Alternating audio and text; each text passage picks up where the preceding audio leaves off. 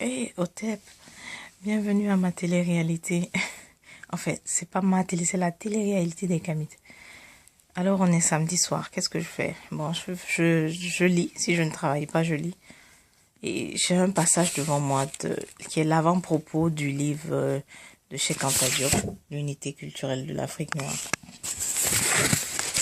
On a eu d'ailleurs une conférence à ce sujet à Ottawa. Et ça s'est très bien passé. C'était présenté par Monsieur Banaken et Kanj.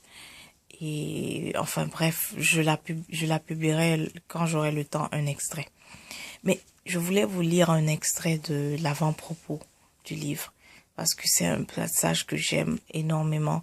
Et en fait, c'est un passage qui résume beaucoup la pensée de Cheikh Anta Diop, et d'ailleurs pensée que je trouve très pertinente et juste, et aussi une pensée qui n'est pas nécessairement comprise par ceux qui ne l'ont jamais lu.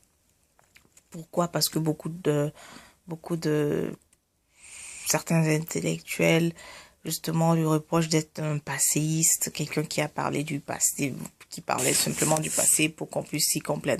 Mais voici ce qu'il dit ici. Les intellectuels doivent étudier le passé, non pas pour s'y complaire, mais pour y puiser des leçons ou s'en écarter en connaissance de cause si cela est nécessaire.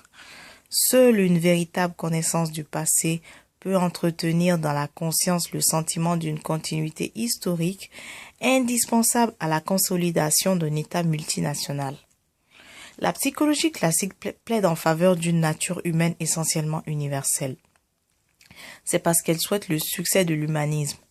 Pour que ce dernier soit possible, il faut que l'homme ne soit pas par nature imperméable à aucune manifestation de son semblable. Il faut que sa nature, sa conscience, son esprit soient aptes à assimiler par éducation tout ce qui leur est étranger au départ. Mais cela ne veut